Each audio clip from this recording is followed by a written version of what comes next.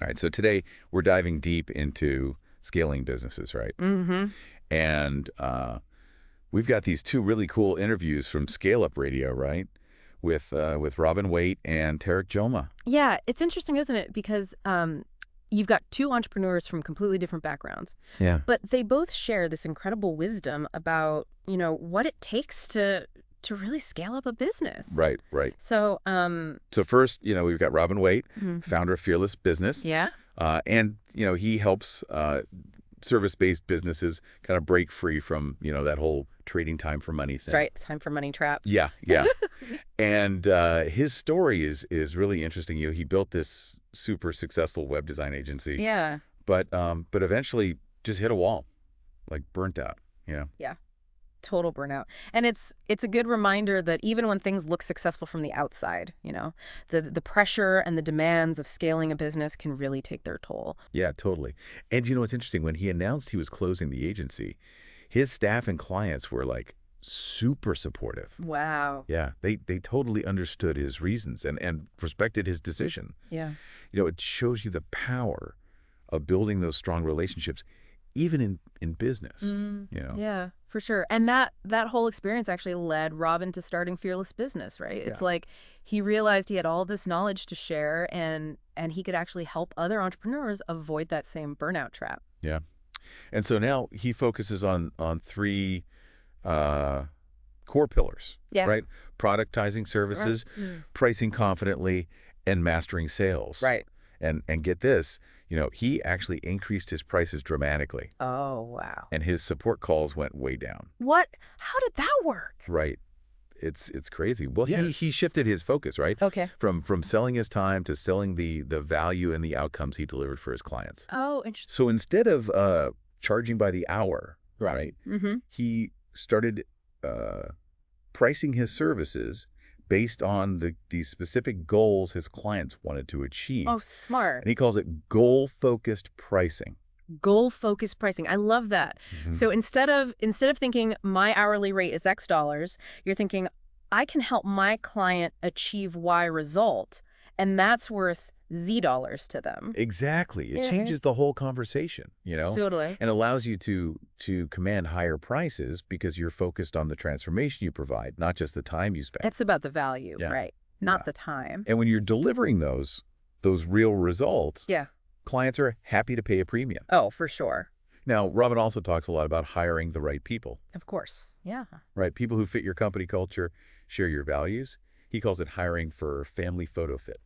Ah, family photo fit. I like Yeah. that. It makes me think about, what we do at Smart 90, taking the weight of the business off of the founder's shoulders, Heidi. so they can focus on the bigger picture, and building a strong team, that's got to be essential for that, right? Absolutely. You need people you can trust, people you can rely on, and people who are, aligned with your vision. Yeah. Yeah.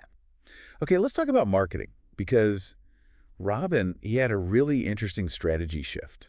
Okay. He moved away from the whole, time-consuming social media grind. Yeah. Yeah.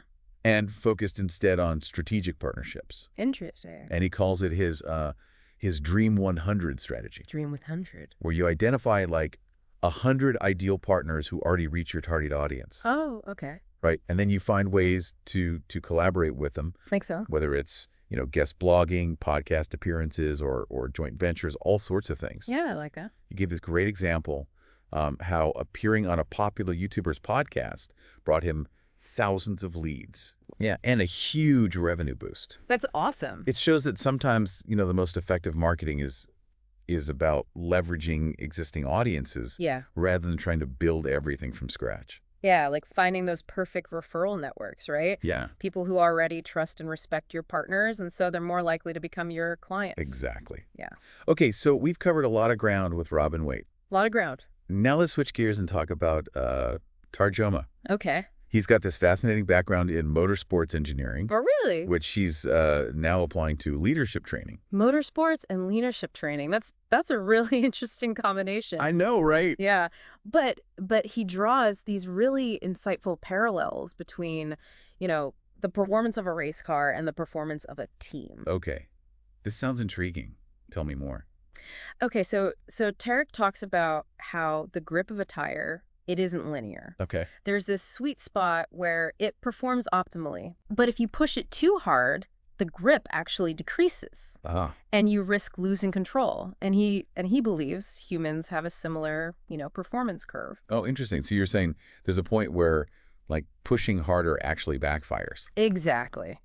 Everyone has a different capacity for handling stress, workload. It's just like different tires are designed for different purposes and conditions. Right. Some people, they thrive under pressure, while others need more, consistent, manageable workloads. I'm starting to see how this race car analogy plays out in the business world, right? Yeah. Some team members might be like those high performance racing tires. Yes. Handling, those intense bursts of activity, while others are more like those all-season tires. Right. Reliable, consistent. Yeah. But maybe not built for, those high-speed sprints. Exactly. And Tarek suggests that in the future, we could potentially use, data and AI to create these personalized human performance curves for each team member. Wow. So we can optimize workloads, prevent burnout, and really maximize team output. That's fascinating. But even without fancy AI, like, how can we practically apply this concept today? That's where Tarek's 4C model comes in. Okay. It stands for consolidation, clarity, consistency, and collaboration. And it's a framework for building high-performing teams based on, what he observed from the motorsports world. Okay, I'm ready to dive into the 4Cs. Okay. What does consolidation mean in this context? So consolidation means everyone on the team is united, and they're working towards a common goal. Okay. Everyone, understands the mission and feels this sense of ownership and shared purpose. Got it. So consolidation is all about, alignment, having everyone rowing in the same direction. What about clarity? I'm guessing that's about communication and roles. You got it. Clarity makes sure everyone knows their responsibilities, the expectations for their role, how their work contributes to the overall goals. So clear communication, it minimizes confusion, right? Yeah. And it maximizes efficiency. Now, consistency. This is where I think Tarek's motorsports background really shines. I'm picturing those,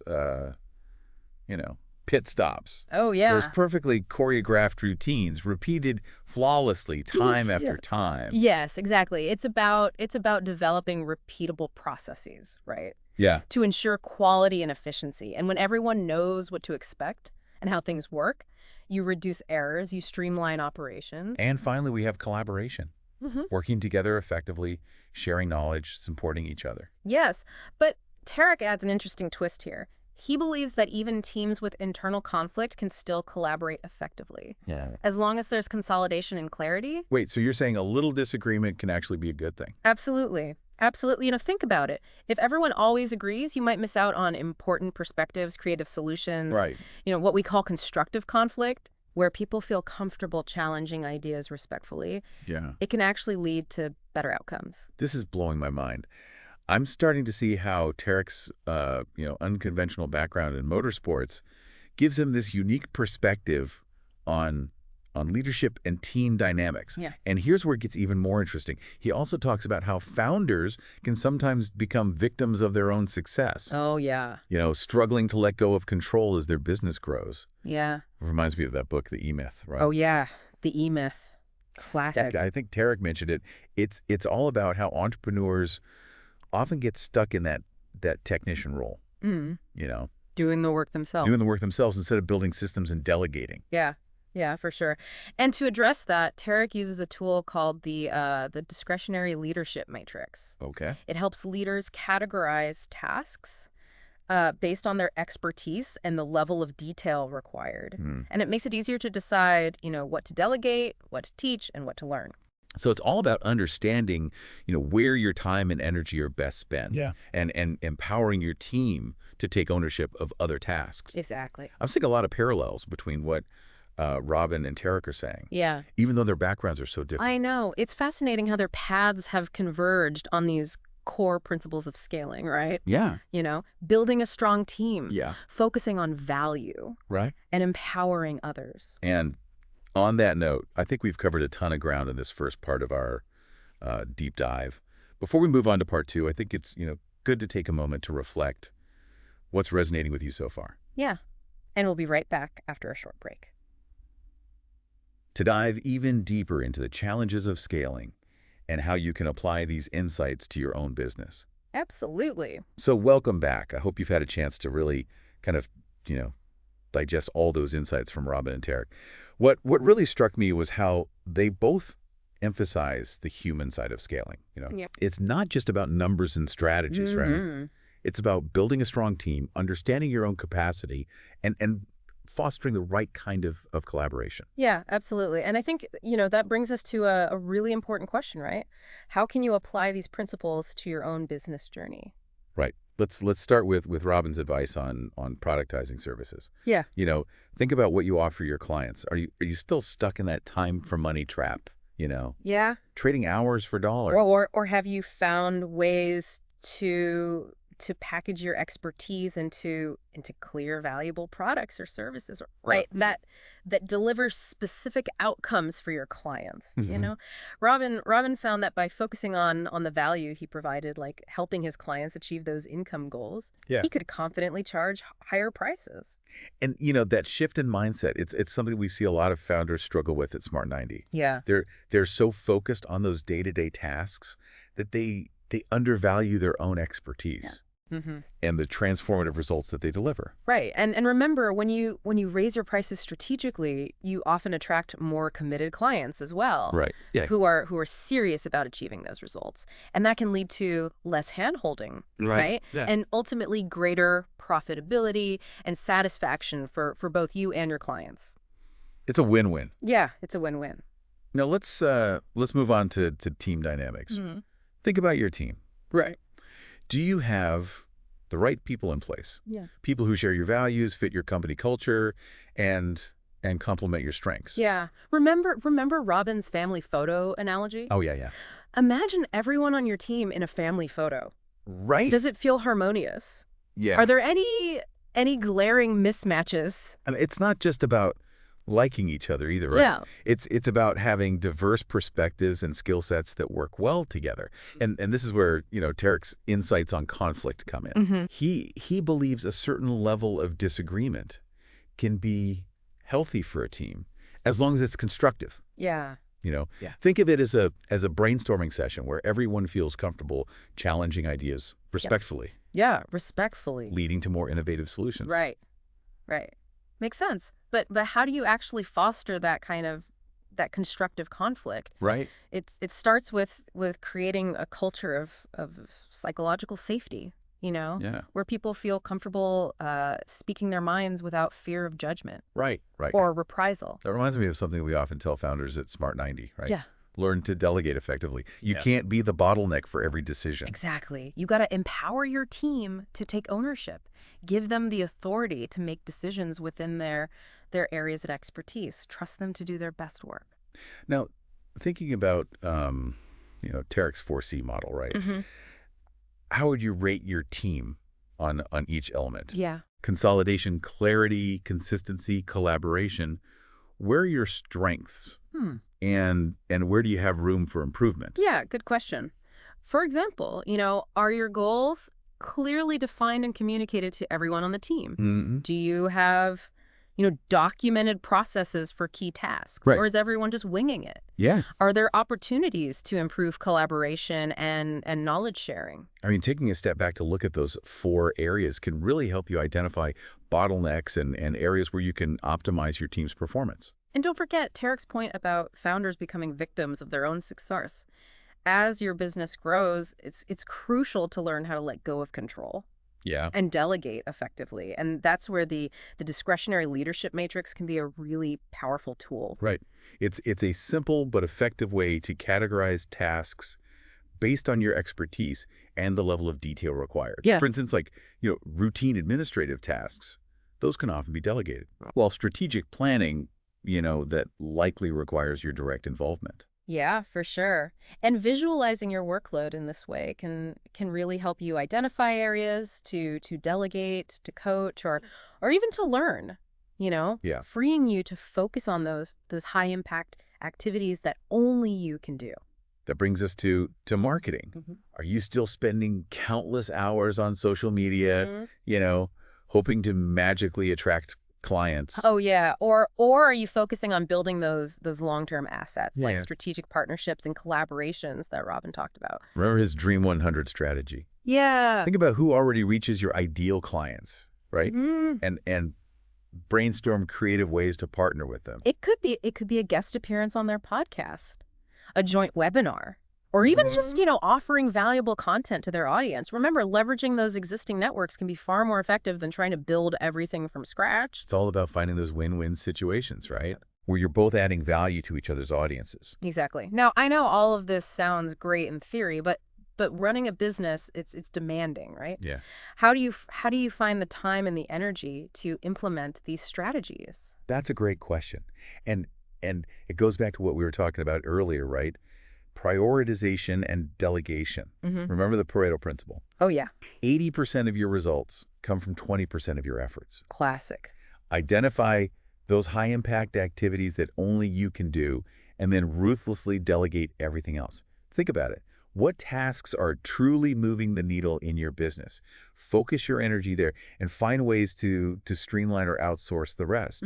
It might mean hiring a virtual assistant, automating repetitive tasks, or even bringing on a partner to handle certain aspects of the business. Yeah, absolutely. The key is to free yourself up to focus on what you do best, the things that drive growth and create real value for your clients. And as you navigate this journey of scaling, right? Remember to be kind to yourself. Yeah, for sure. Building a successful business, it's a marathon, not a sprint. It really is. Exactly. Don't be afraid to make mistakes, learn from them, and keep iterating. It's all part of the process. And remember Tarek's words. Don't be afraid to fail. Bounce back from it. It's always an experience. Wise words. So it's not all about hard work and hustle. There's an element of chance involved. Yeah, absolutely. You can't control everything, but you can control your effort, your attitude, and your willingness to learn and adapt. So focus on what you can control, put yourself out there, build those relationships, and be open to those unexpected opportunities that might come your way. And remember, just like those race car drivers, right? Yeah. And sometimes you need to adjust your approach, fine-tune your strategy, and maybe even change your tires to navigate the twists and turns of this scaling journey. We've covered so much ground already. Yeah, we have. But there's one more crucial element that I think we need to discuss, and that is the power of continuous learning. That's right, and that's exactly what we'll be exploring in the final part of our deep dive. So welcome back to the deep dive. We've been unpacking some incredible insights, right? From Robin Waite and Tarek Jomaa on the art of scaling a business. We've covered everything from goal-focused pricing to human performance curves and that, fascinating 4C model. It's been a whirlwind of actionable advice. It really has. And it's amazing how, both Robin and Tarek, even though they come from totally different backgrounds, they both emphasize the importance of continuous learning when it comes to scaling successfully. It's funny you should say that because that's exactly where I wanted to go next. Oh. It might seem obvious, right? Yeah. But in the hustle and bustle of growing a business, it's easy to kind of put learning on the back burner. Yeah, I get that. It's true. Both Robin and Tarek spoke, quite passionately about how crucial it is to stay curious, keep absorbing new knowledge, and constantly be looking for ways to improve. Robin even shared how he completely transformed his business by simply listening to audiobooks during his commute. Oh, wow. Talk about maximizing your time. Yeah, that's great. Think about it, even just 30 minutes a day, right? Of reading, listening to a podcast, maybe taking an online course. I mean, that can make a huge difference over time. It's like compound interest for your brain. Correct, yeah. You're constantly adding to your knowledge base and expanding your skill set. Exactly. And it's not just about passively consuming information either. It's about applying what you learn, right? Experimenting and being willing to tweak your approach based on the results. At Smart 90, we're big believers in that iterative process. You try something, you see what works, you make adjustments, and you keep moving forward. Absolutely. And sometimes that means, stepping outside of your comfort zone a little bit, trying something new. Yeah. And even embracing the occasional failure as a learning opportunity. Remember what Tarek said? Oh, yeah. Don't be afraid to fail. Bounce back from it. It's always an experience. That's a good one. So as we wrap up this deep dive into scaling up, I want to leave you with this challenge. Make a commitment to prioritize learning, right? Hmm. In your life and your business, whether it's, carving out some time for reading, attending industry events, or seeking out a mentor. Just invest in your growth.